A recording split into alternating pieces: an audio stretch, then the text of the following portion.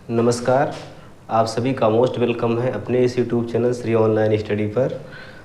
तो जैसा कि भौतिक विज्ञान की क्लास में हम लोगों ने प्रीवियस लेक्चर में जो है ऊष्मा चैप्टर के बारे में बात किया था, ऊष्मा के बारे में थोड़ा सा हम लोगों ने डिस्कशन किया था। आज उसी को आगे कंटिन्यू किया जाएगा।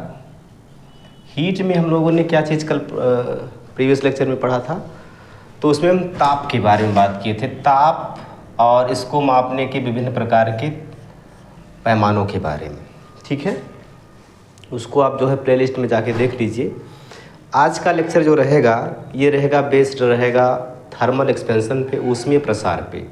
उसके पहले हम थोड़ा सा जो है ताप को मापने के लिए जो उपकरण यूज किया जाता है उसको बोलते हैं तापमापी। तापमापी या इसको बोलते हैं थर्मामीटर।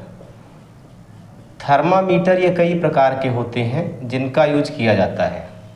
ठीक है, तो जैसे एक होता है जो है द्रव तापमापी। द्रव तापमापी या इसको बोलते हैं लिक्विड थर्मामीटर। इसमें जो है पारे का यूज किया जाता है या फिर जो है अल्कोहल का यूज किया जाता है। पारा और अल्कोहल का यूज करके जो है ये थर्मामीटर बनाए जाते हैं। पारा जो है ये -39 डिग्री सेल्सियस पर जमता है और 350 डिग्री सेल्सियस पर ये उबलता है।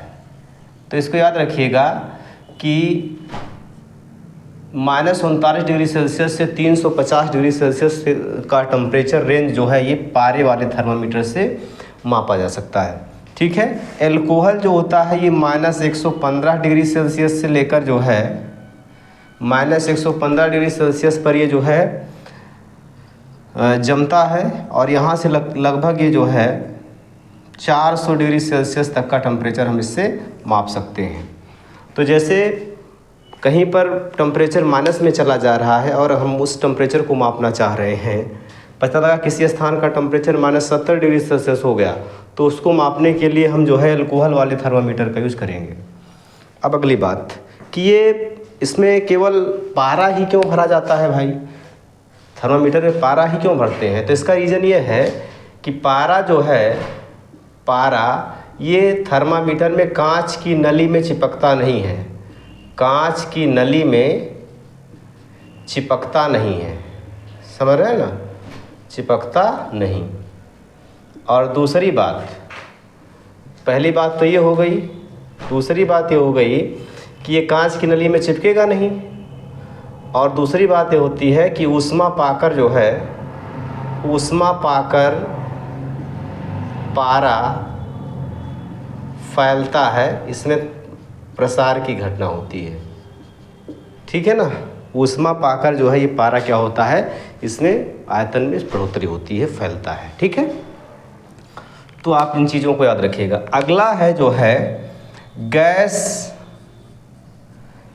तापमापी। गैस तापमापी की अगर हम बात करें तो ये गैस तापमापी कहाँ से कहाँ तक, तो ये लगभग जो है 1500 डिग्री सेल्सियस तक का टेम्परेचर माप सकता है। इसमें भी दो प्रकार के होते हैं।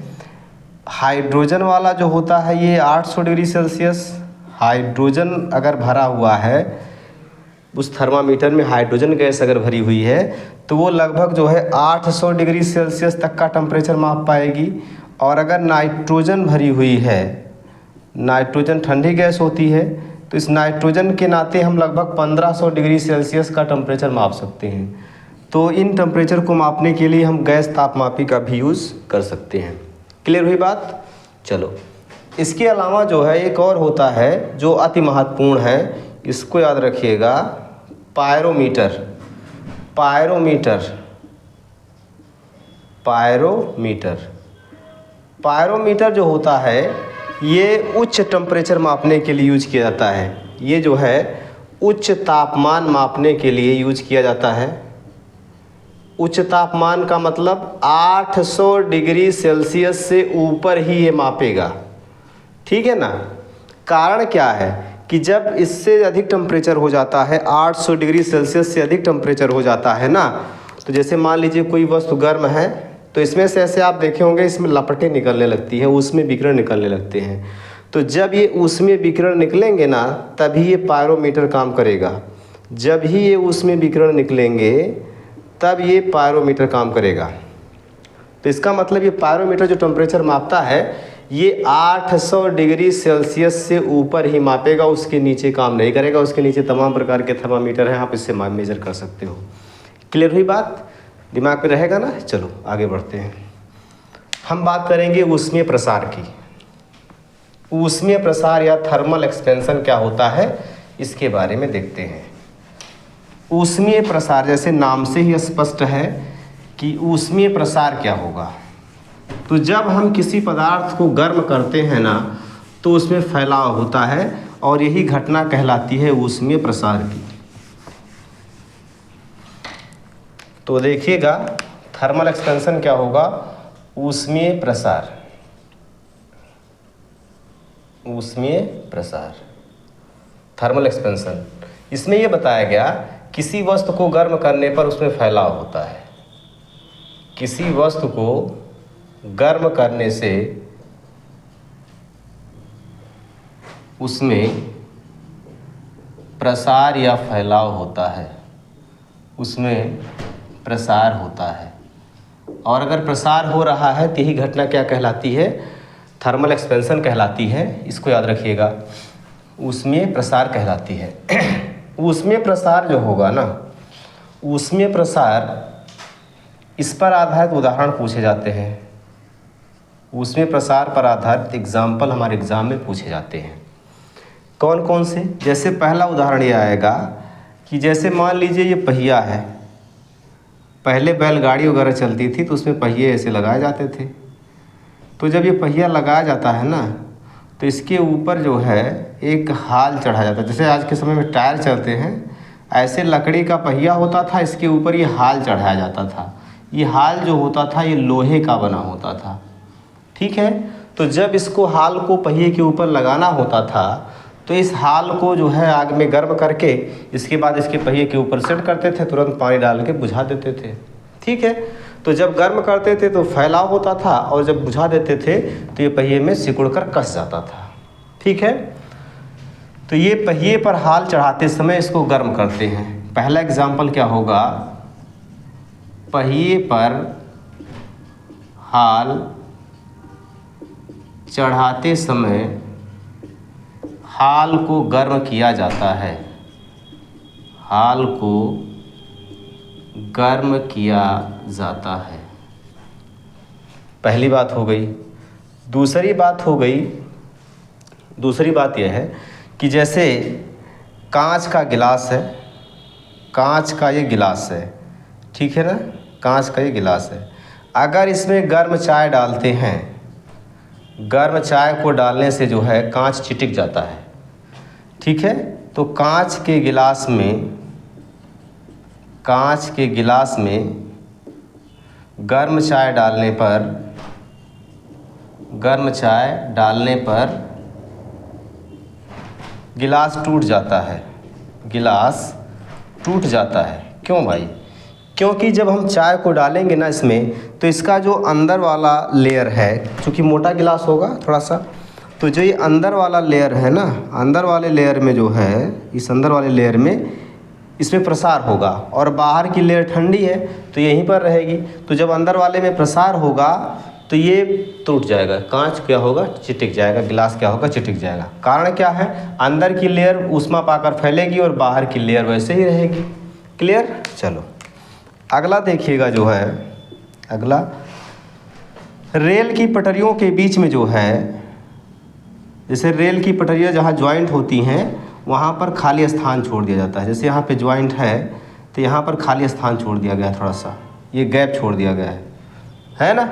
क्यों छोड़ा गया है? ताकि गर्मी में जब इसमें प्रसार हो तो ये पटरियाँ जो है टेढ़ी ना हो, ठीक है।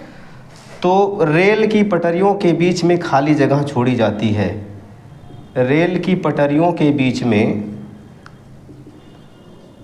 खाली जगह छोड़ी जाती है, खाली जगह छोड़ी जाती है।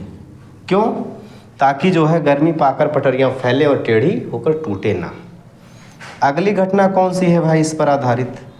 अगली घटना यह है कि जैसे जो ये टेलीफोन के तार होते हैं, अब तो नहीं लगते हैं, लेकिन पहले जो है जैसे बिजली के तार खींचे जाते हैं, ऐसे टेलीफोन के तार खींचे जाते थे। तो इन टेलीफोन के तारों को सर्दियों में लगाते थे, ठीक है। कारण क्या होता है, सर्दी में लोहे का तार सिकुड़ा रहेगा, तो जैसे खींच देंगे अगर ऐसे, सर्दी में मान लीजिए लोहे का तार है ऐसे खंभे पर लगाया गया है, ठीक है ना, तो ये सर्दी के मौसम में ऐसे खींच कर एकदम बांध दिए, कोई दिक्कत नहीं है सर्दी के मौसम में। जब गर्मी आएगी तो ये क्या होगा, गर्मी आने पर तार ऐसे थोड़ा सा ढीला हो जाएगा, तार ऐसे क्या होगा, बहुत होगा, थोड़ा सा ढीला हो जाएगा गर्मी के मौसम में, ठीक है, तो कोई दिक्कत नहीं। लेकिन अगर गर्मी में बांध दिए तो गर्मी पाकर तार फैला रहेगा, और जब खींचकर बांध देंगे तो जब ठंडी होगी तार सिकुड़ेगा और तार क्या होगा, टूट जाएगा। बात समझ में आई। इसीलिए जो है टेलीफोन के तार कब खींचे जाते हैं, तो टेलीफोन के तार